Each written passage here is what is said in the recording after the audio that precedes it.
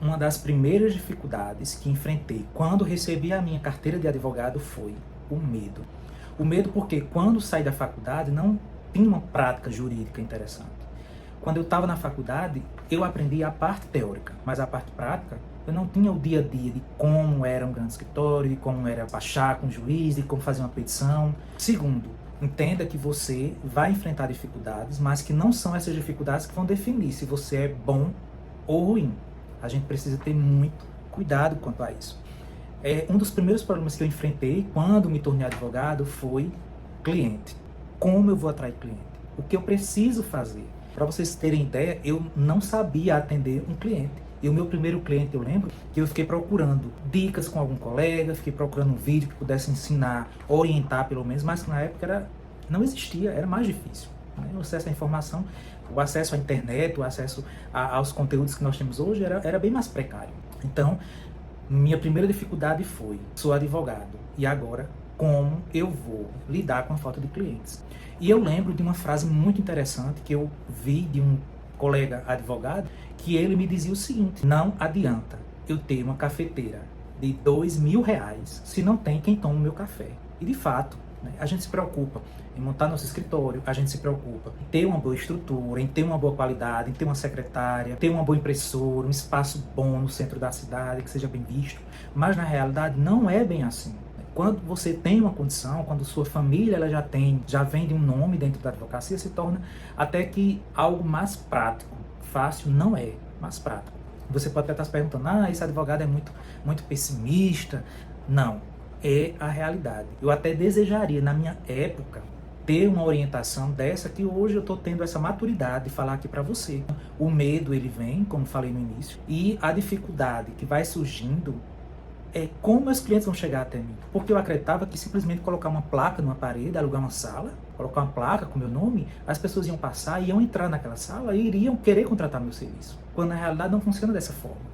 É além. E hoje nós temos uma facilidade que é a internet. Então, com a internet, com esse acesso que nós temos hoje a essa grande avenida que é a internet, nós conseguimos facilitar muita coisa. Então, eu consigo alcançar um público-alvo, eu consigo alcançar meu cliente, eu consigo alcançar a necessidade daqueles que me ouvem. E isso se torna algo facilitado. Então, a minha primeira dificuldade foi essa. A minha segunda dificuldade foi falta de dinheiro, porque eu não venho de uma realidade de família que já tinha advogado. A minha família não tinha condição financeira, eu não tinha dinheiro. Eu terminei a faculdade, comecei a trabalhar. Para a advocacia em si, não tinha condição financeira, eu não tinha dinheiro. Então, lidar com a frustração de não ter clientes e não ter dinheiro era algo que me amedrontava muito, porque eu não tinha como começar, a não ser que eu dobrasse minhas mangas da camisa, vencesse meu medo e eu fosse caminhando de forma justa, honesta, diária, um passo por vez, mas que eu não baixasse a cabeça. Porque falta de dinheiro também é um problema na minha advocacia. A gente se encontra meio que perdido porque o que sustenta é o dinheiro. Nós precisamos do dinheiro. Então aqui eu faço até uma colocação para você que é estudante de direito, para você que está se preparando para a prova do exame de ordem, que você perceba a importância que é um estágio. Seja um estágio na Defensoria Pública, seja um estágio no escritório de advocacia, no Ministério Público, no Tribunal de Justiça, nos mais variados ramos que há essa oportunidade para estagiário de direito. Porque as dificuldades que nós enfrentamos nessa falta de experiência, elas podem nos prejudicar de uma forma muito além do que nós imaginamos. Minha família e eu, nós éramos de uma cidade muito pequena do interior, não tínhamos acesso a profissionais, na minha realidade, zona rural, não existiam advogados próximos, e o contato que podia se ter era o contato que eu tinha com os meus professores. E isso me gerou um problema, porque, embora a gente tenha a parte do estágio supervisionado, pelo fato de eu morar muito longe, inviabilizava totalmente a minha estadia durante todo o dia para fins de estágio, estudando para o exame de ordem, e a prática que eu tive foi uma prática toda voltada acadêmica, não foi uma prática rotineira de um atendimento, de um escritório de advocacia. Somando tudo isso, vem o medo do julgamento, porque constantemente nós estamos sendo julgados. E o julgamento, às vezes, nos faz muito mal, mas por vezes também ele nos amadurece. Porque eu me recordo que essa minha insegurança, esse meu medo de ser julgado era tão grande que por muito tempo foi que eu decidi aparecer nas redes sociais e que eu decidi aparecer fazendo um vídeo que eu tinha vergonha. Porque Eu falo muito lento, eu reconheço, eu falo devagar. E eu acabo sendo julgado por não ser um bom profissional, porque eu falo muito devagar, porque eu pareço um padre, porque... Então são muitos julgamentos, e esse medo desse julgamento faz com que a gente muitas vezes bloqueie o nosso percurso. E eu li recentemente uma frase que me deixou muito, mas muito confortável, que foi que lá fora as pessoas não vão aplaudir sempre suas vitórias, suas conquistas. Elas aplaudem quando elas querem. Cada um tem o direito de aplaudir aquilo que é pertinente, que acha bravo, que acha bonito. Assim como eu tenho que ter a consciência de que eu faço o meu melhor.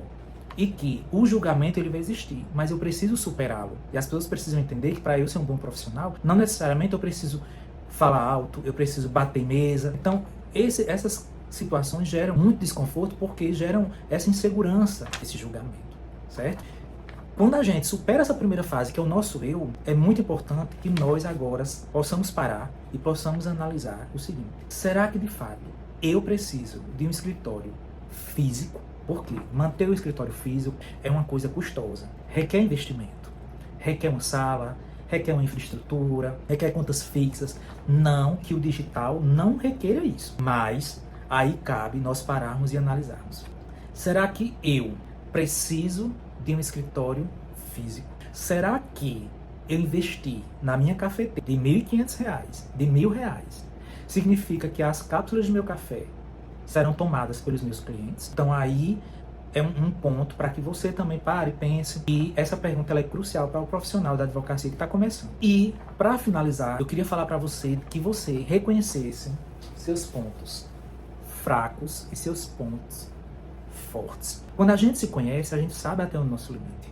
Nós sabemos até onde é nossa dor, até onde é sustentável, até onde eu consigo.